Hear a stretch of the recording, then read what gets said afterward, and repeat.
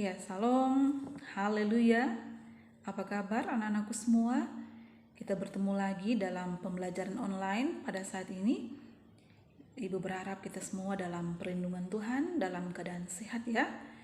Iya, sebelum kita akan lanjut, seperti biasa kita akan dahului dengan doa. Mari kita berdoa. Bapa kami dalam kerajaan surga, tak henti-hentinya kami mengucap syukur untuk kebaikan Tuhan yang selalu nyata dalam kehidupan kami. Saat ini Tuhan, kami akan kembali melanjutkan materi kami. Tuhan tolong kami, terus berikan pengertian yang baik kepada kami. Buka wawasan kami Tuhan untuk memahami setiap pembelajaran yang akan kami pelajari. Bapa di surga, berkati anak-anak didik kami. Dalam nama Yesus kami berdoa, haleluya, amin. Ya, baik anak-anakku sekalian. Pada pertemuan yang kelima ini topik pembahasannya sedikit berbeda ya dengan topik-topik pembahasan yang ada di bab 1 hingga pada babnya yang keempat, di mana topik pada bab 1 sampai bab 4 ya, semuanya berbicara tentang HAM dan demokrasi. Dan tentu mungkin ada di antara kalian yang bertanya atau mempertanyakan, kenapa juga ya, apa sih pentingnya mempelajari HAM itu dan demokrasi di mapel pendidikan agama Kristen? Apa pentingnya buat saya? Nah, tentu anak-anakku sekalian, sangat penting untuk kita ketahui ya. Karena seluruh kehidupan kita manusia ya, ketika membicarakan mengenai iman Kristen ya, maka topik-topik yang dibahas dalam mapel-mapel yang lain itu akan menyangkut kehidupan kita manusia juga. Jadi sangat penting ya untuk kita pelajari. Nah, bukan berarti ketika kita membahas HAM dan demokrasi di mapel pendidikan agama Kristen, maka kita mengambil alih pelajaran yang lain. Tidak ya, tapi justru dalam pendidikan agama Kristen, topik yang akan dibahas dalam mata pelajaran lain justru diperkuat ya dalam pelajaran pendidikan agama Kristen. Karena sekali lagi tadi anak-anakku sekalian, topik-topik pembahasan dalam mapel lain hampir seluruhnya menyentuh kehidupan kita manusia. Jadi penting ya untuk dipelajari. Nah, selanjutnya pada topik atau pembahasan pada bab kelima sampai ketujuh ini juga tidak kalah pentingnya untuk kita pelajari dalam mata pelajaran pendidikan agama Kristen. Ya, karena saat ini anak-anakku sekalian, dunia di mana kita tinggal saat ini adalah dunia yang masyarakatnya tidak lagi bersifat homogen ya, tetapi juga bersifat heterogen, beragam gitu ya. Jadi dunia kita penuh dengan keberagaman. Nah, jadi diharapkan setelah mempelajari topik pada bab kelima sampai pada bab yang ketujuh, kalian akan memiliki wawasan yang cukup baik ya, dan juga memperoleh pencerahan dan juga mampu menerapkan dalam sikap hidup kalian sebagai remaja Kristen. Jadi baik topik pertama sampai bab keempat, kemudian lanjut bab 5 sampai bab ketujuh, semuanya penting untuk kita pelajari dan kita ketahui bersama ya. Ya, ini mungkin bagian pengantar untuk memulai masuk dalam topik pembahasan dalam bab 5, bab 6 dan juga bab yang ketujuh. Selamat belajar, tetap semangat ya.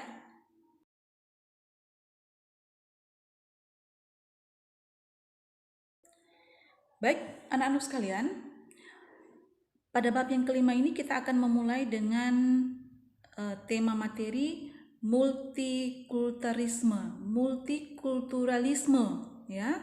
Bahan Alkitabnya terdapat dalam Galatia 3 ayat 28, kemudian Kolose 3 ayatnya yang ke-11.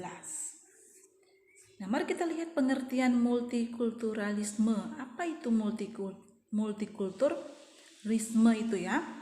Nah, multikultur atau keberagaman budaya adalah fakta dalam masyarakat di mana orang-orang yang ada dalam masyarakat itu terdiri atas berbagai latar belakang budaya, adat istiadat dan kebiasaan ya, kemudian tingkat kehidupan, perbedaan geografis, bahkan perbedaan agama.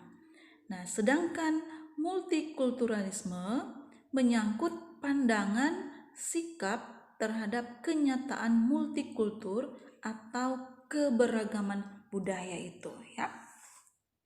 Nah, konsep multikulturalisme tidaklah sama ya. Jadi tidak sama ya dengan konsep keanekaragaman gitu ya anak-anak ya. Nah, dari suku, bangsa atau kebudayaan yang menjadi ciri masyarakat majemuk ya. Karena konsep multikulturalisme mengulas berbagai permasalahan yang tidak hanya menyangkut perbedaan budaya, tetapi juga mengandung ideologi politik, demokrasi, kemudian penegakan hukum, keadilan, ya, kesempatan kerja dan berusaha. Kemudian HAM juga, kemudian ada hak budaya, komunitas golongan minoritas dan prinsip-prinsip etika, ya. Parsudi disadur dalam tulisan Parsudi Suparlan menuju masyarakat Indonesia yang multikultural. Jadi berbeda konsep multikultur dan multikulturalisme gitu ya. Yang selanjutnya, jadi anak-anakku sekalian, pengertian multikulturalisme adalah tuntutan untuk menerima serta memperlakukan semua orang di dalam berbagai perbedaannya sebagai manusia yang bermartabat dan makhluk mulia ciptaan Allah. Ya, jelas sampai di sini ya. Perbedaan tadi dapat disimpulkan pengertian multikulturalisme adalah tuntutan untuk kita menerima, kemudian untuk kita memperlakukan semua orang yang berbeda tadi itu dari berbagai keberagaman sebagai manusia yang bermartabat dan manusia mulia ciptaan Tuhan. Paham sampai di sini ya? Oke, selanjutnya mari kita lihat masyarakat multikultur di Indonesia. Nah, multikultural secara substansi sebenarnya tidaklah terlalu asing bagi bangsa dan negara Indonesia, anakku ya. Karena para bapak bangsa telah menyadari keberagaman bangsa ini dan kepelbagaian budaya yang pada satu sisi merupakan kekayaan yang patut disyukuri gitu ya. Namun pada sisi lain dapat menjadi sumber konflik juga. Nah, oleh karena itu mereka mengikat berbagai perbedaan itu dalam semboyan apa? Dalam semboyan Bhinneka Tunggal Ika. Artinya berbeda-beda tetapi tetap satu. Nah, ini ya, kita bangga karena bangsa Indonesia kita memiliki semboyan ini, Bhinneka Tunggal Ika, yang mempersatukan kita dari keberagaman budaya, adat istiadat, agama, ya, kebiasaan, tradisi dan lain sebagainya. Nah, selanjutnya anak-anak sekalian, prinsip Indonesia sebagai negara Bhinneka Tunggal Ika mencerminkan meskipun Indonesia merupakan negara multikultural, tetapi tetap terintegrasi dalam persatuan dan kesatuan. Nah, kalimat ini sudah tercantum dalam Pancasila sebagai dasar negara kita ya. Nah, Indonesia merupakan sebuah negara kesatuan dalam banyak unsur. Kepelbagian itu terlihat dari keadaan geografisnya, latar belakang sosial ekonominya, kemudian sosial politiknya, kemudian sosial religiusnya, sosial budaya, dan lain sebagainya ya. Nah, sekarang setelah kita memahami tadi perbedaan, pengertian, ya, multikulturalisme dan multikultur tadi, maka kita akan lihat apa kata Alkitab mengenai multikulturalisme ini. Nah, perhatikan, Alkitab tidak berbicara secara khusus mengenai multikulturalisme, namun dalam kaitannya dengan kasih, kebaikan, kesejahteraan, dan keselamatan, itu diberikan bagi semua manusia tanpa kecuali. Nah, jelas di dalam kitab Perjanjian Baru, dalam kitab Galatia 3 ayat 28 tertulis di sana bahwa semua manusia yang berasal dari berbagai suku, berbagai bangsa, serta kelas sosial, semua dipersatukan dalam Kristus, ya anak-anakku ya. Nah, artinya kasih Kristus diberikan bagi semua orang tanpa memandang asal-usul mereka. Kemudian diperkuat lagi dalam kitab Kolose 3 ayat 11 yang berkata bahwa Kristus adalah semua dan di dalam segala sesuatu. Ya, semoga anak-anakku paham ya sampai di sini. Kemudian kita lihat poin selanjutnya. Bagaimana menerapkan kesadaran dan praktik hidup multikultur itu? Nah, dalam gereja yang multikultur, setiap orang dapat belajar membangun persekutuan di atas berbagai perbedaan. Sekali lagi, Ibu garis bawahi ini penting untuk kita ketahui, dalam gereja yang multikultur, ya, yang beragam tadi, yang berbeda-beda tadi, setiap orang dapat belajar membangun persekutuan di atas berbagai perbedaannya. Jadi anak-anakku sekalian, jemaat dapat belajar dari saudara seiman ya, yang berasal dari daerah atau berasal dari suku atau berasal dari budaya yang berbeda gitu ya. Dan nilai-nilai budaya dan suku yang positif tentunya dapat memperkaya liturgi kita dalam ibadah, gitu ya. Nah, perhatikan lagi pola-pola hubungan antar jemaat yang positif juga dapat diperkaya dari nilai-nilai budaya yang beragam. Ada beberapa nilai yang dapat diwujudkan dalam tindakan untuk memperkuat persatuan sebagai bangsa Indonesia yang multikultur, ya, sebagai berikut anak-anakku. Yang pertama, pengakuan masyarakat terhadap berbagai perbedaan dan kompleksitas kehidupan. Kemudian yang kedua, perlakuan yang sama terhadap berbagai komunitas dan budaya, baik yang mayoritas maupun minoritas. Anak-anakku paham ya? Yang mayoritas bagaimana maupun minoritas ya. Kemudian yang ketiga, kesederajatan kedudukan dalam berbagai keanekaragaman dan perbedaan, baik secara individu ataupun kelompok serta budaya. Dan yang keempat, penghargaan yang tinggi terhadap hak-hak asasi manusia dan saling menghormati dalam perbedaan. Kemudian yang kelima adalah unsur kebersamaan, solidaritas, kerjasama dan hidup berdampingan secara damai dalam perbedaan, ya, pola-polanya tadi. Nah, anak-anakku yang diberkati oleh Tuhan, beberapa poin di atas merupakan nilai-nilai yang dapat dibangun dalam membina kehidupan bersama sebagai bangsa yang multikultur, ya.